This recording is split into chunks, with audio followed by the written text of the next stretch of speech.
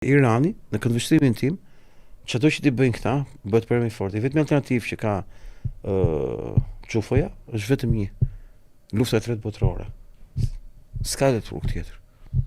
Irani aty është, nuk ka çu mbet, s'ka pse u mbet, nuk ka me çfarë u mbet. Ta kam shpjeguar një mirë në emision këtë temë. Irani vetëm fiton, sepse trupi i tij nuk e ndjen dhimbjen. Që do të thotë vriti dhe 1 milion vet nuk ka asnjë vlerë. Shkatroi naftë, shkatroi infrastrukturë, vrit vajza të vogla, bëj çfarë dush. Nuk ka dhimbje ai vend sepse është ndërtuar në atë mënyrë nga vetë këta. Mënyra se këta hoqën qafe gjithë leadershipin iranian. Sollin në krye komplet kokat e nxehta të kartës revolucionare. Si ja u ndjen hiç fare. Vrasin këtë dali para po guxoj me ngrit kokën dhe ka një pushtet absolut sot në Iran. Janë luftë me të keqen sipas tyre dhe pse kanë dhe aq keq dhe në thelb ata se thush nuk duan me ditë për kost. Sepse janë gjithë shehit. Janë gjithë dëshmor. Ato kanë një flot me mushkonja, kështu quhet, që janë varka të vogla, me motoskafe të vogla, me 4 veta, dhe ka një sistem katyushka të vogla brenda, mitralozësh dhe topi, që janë 4000 copë, si varka të vogla. Në qoftë se po themi 50 për këtyre varkave të vogla, 50 motoskap, me nga 4 vetë që e kanë personelin, që thënë 200 vetë. Sulmoni janë një amerikane shumë sofistikuar. Ato kanë rreth 12 predha, katyushk, që shumëzoj për 50, thënë 120 herë 5, 600. 600 predha njëkohësisht nuk ka asnjë mjet ushtarak Amerika që t'i përballoj kur ato goditen njëkohësisht. Pra, nëse ai shtyp butonin dhe fillon ato pau, 12 copë. Llogarit që është 1 në sekond. 12 sekonda. Në 12 sekonda. E di që e bëjnë këta anjes amerikane, e bëjnë copës. Sepse janë njëkohësisht dhe janë të pandalueshme. 600 copë për herë. Janë nga kaq predhat. Janë tip raketë me si katyushk, e parasysh, eksploziv i gjallë. Që do thotë, Irani ka shpikur një metodologji lufte që ka ndryshuar rregullat botërore të luftës. Pse? Deri dje duhet sofistikimi amerikan. Çfarë vlerë ka sofistikimi amerikan? E përballë një ushtrie që s'ka më anije se ja ka fundosur Amerika dhe s'ka pas kurrë anije, thonë drejt.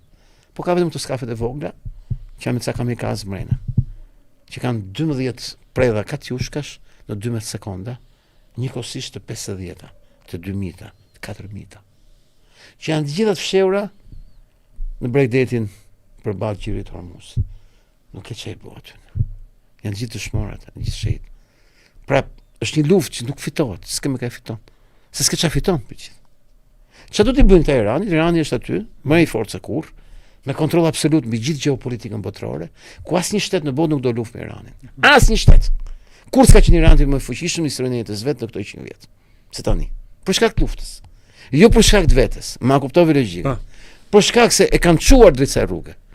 Dhe në këtë rrugë kush e çoi? Unë si veproi Amerika. Si veproi Amerika? Kroi një përbindësh në rajon. Ku janë bazat amerikane në rajon? Të gjitha gati për të mbyllë sepse janë jo vetëm ineficiente, jo vetëm të bombarduar nga Irani, por janë kthyer në hall. Unë godas, thot Irani, një shtet që ka një bazë amerikane se po godas armikun. Nuk e sollon armikun këtu, e sollot ju, dhe ky armiku sulmon nga ju. Atë do godas armikun. Atëre kush është perceptimi i gjithë vendeve të lindjes mesme për një bazë amerikane, që kush ka bazë amerikane do haj të lash, apo deri di ishte ndryshe. Deri di që për bazë amerikane ti je mbrojtur. Apo pra koncepti është. Kush është me Amerikën është koncepti është me boshatistin e mesme nga influenca amerikane. Ushtarak. Pyetësh kush do ditë i humbur i madh në fund. Po targoshin bazë amerikane nga rajon. Kush do ngelte vetëm? Israeli. Do ngelte vetëm aty. Pa bazë amerikane. Po mirë, këtu mund të themi pasaj që testoi para disa ditësh dhe prezantoi publikisht. Po, që dole. Raketën e parë balistikave. Po. Pra jemi në kohën që ta duhet një raketë që kap Izraelin. Po të shohësh gjithë ka me kap Izraelin me raketë. 6.000 kilometra ka Irani më të madhe në kap dot e tjerë. Turqia kishte më shumë duket. Po, 4.000 kishte Irani, pretendimin. Po, 6.000 kishte Turqia që doli. Pra, se këtu me daltesh. Pra gjithë lufta sot që po bëhet në atë zonë, është kush ka raketa që godet Izraelin. 3-4.000 që ishin ato, Kush ka raketa që godet Izraelin? Ky është sekreti. E dyta, Turkut i duhet një raketë që godet 3 vende njëkohësisht. Izrael, Athinë, Francë. Edhe Francë pse? Pra, rrim këtu tash. Kush është aleati i vetëm ushtarak i Greqisë? Izraeli. Sot, ushtarak. Kush është mbrapa gjithmonë lëvizjeve të Greqisë raport me hallet e tjera? Quhet Francë. Kush është aleati kryesor i armikut të Greqisë? Që është Turqia, Gjermani. Çfarë është Gjermania dhe Franca në këtë histori? Pyesin polakët. Polakët kanë ndërtuar tash një politikë të re komplet të bashkëpunimit të ngushtë ushtarak me Francën ekskluzivisht kundër gjermanëve. Se gjithë ushtria polake nuk është bërë për Putinin dhe Rusinë, për të përballur me invazionin rus, rrenda më e madhe në histori. Është vetëm për Gjermaninë. Dhe arsyeja pse armatosët Gjermania në emër të Putinit, se duhet luftojë me Putinin, është marrë tokat polake që ja kanë marrë të vetat, si ishin të vetat, prusianë. Pra, jemi në tjetër situata ku njerëzit shohin vetëm atë që jep televizori. Thelbi i çështjes është që raketa 6000 kilometra është se thosh një gjë që ne e pristim. Nuk kishte shans të mos paraqisë Erdogani atë raketë. Problemi që ka Erdogani me atë raketë është një problem që ka zgjidhur Irani. Që duhet ta zgjidhë Erdogani.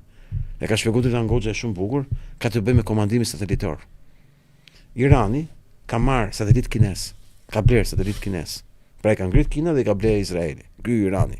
Dhe Irani me ato satelit komandon raketat e vet. Balistike. Raketat balistike kanë nevojë për koordinim satelitor. Nuk janë si puna një predhe që po e mas unë të i bide pam si ku do shkoj do bjeri aty. Komandohet çdo gjë. Apo.